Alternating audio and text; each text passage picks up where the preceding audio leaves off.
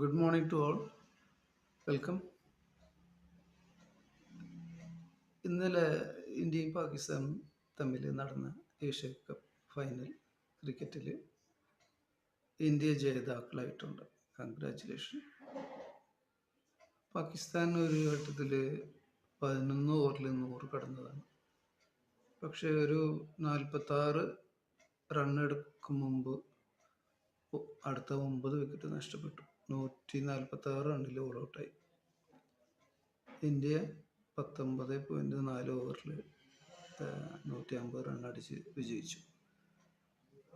പാകിസ്ഥാനും തെറ്റ് പറ്റിയിട്ടുണ്ട്. കാരണം ഫസ്റ്റ് വിക്കറ്റ് വീഴുന്നത് അവർക്ക് 100 റണ്ണുകൾ കഴിഞ്ഞിട്ട്. അത് പിച്ചിൻ്റെ സ്വഭാവം ആകെ മാറി. ഇന്ത്യ ബാറ്റ് ചെയ്യാൻ വന്നു. അതേപോലെ തന്നെ അഭിഷേക് പെട്ടെന്ന് ഔട്ടായി. ഓപ്പണറാണ്. ഗില്ല് മൂന്നാമതാണ്. സൂര്യകുമാർ വന്നു, പെട്ടെന്ന് ഔട്ടായി. ഗില്ലും ഔട്ടായി. 20 റണ്ണിൽ 3 വിക്കറ്റ് പോയി ഇന്ത്യയുടെ. പിന്നെ നമ്മുടെ നാലാമത്തെ ബാറ്റ്സ്മാനായിട്ട് സഞ്ജു ഇറങ്ങി. ഒരു നല്ലൊരു പാർട്ട്ണർഷിപ്പ് തിലക് വർമ്മയായിട്ട് നടത്തി. 57 റണ്ണ് പാർട്ട്ണർഷിപ്പ് നടത്തി.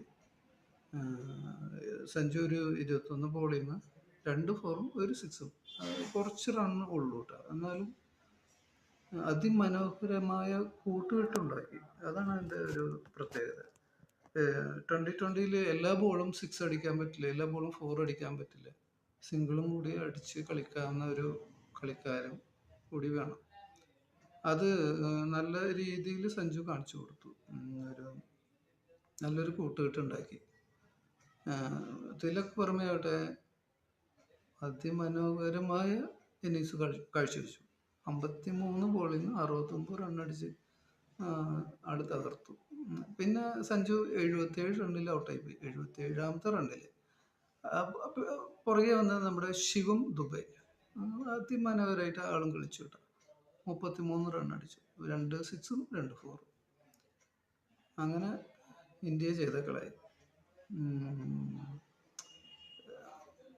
പിച്ചിൻ്റെ സ്വഭാവം ആകെ മാറിപ്പോയി. എന്നുവെച്ചാൽ വളരെ സ്ലോ ആണ് ബോൾ വരുന്നത്. അതുപോലെ തന്നെ ബൗൺസ് കൂടുതലും, ബോൾ സ്ലോവും. അങ്ങനെ ഒരാൾക്കും അത് തീരുമാനിക്കാൻ പറ്റുന്നില്ല എങ്ങനെ ബാറ്റ് ചെയ്യണം, എങ്ങനെ പറ്റും. ആ ഘട്ടത്തിൽ തിലക് വർമ്മ പൊളിച്ചു. ആള് ഇന്ത്യനെ ജേതാക്കളാക്കി എന്ന് പറയാം. 69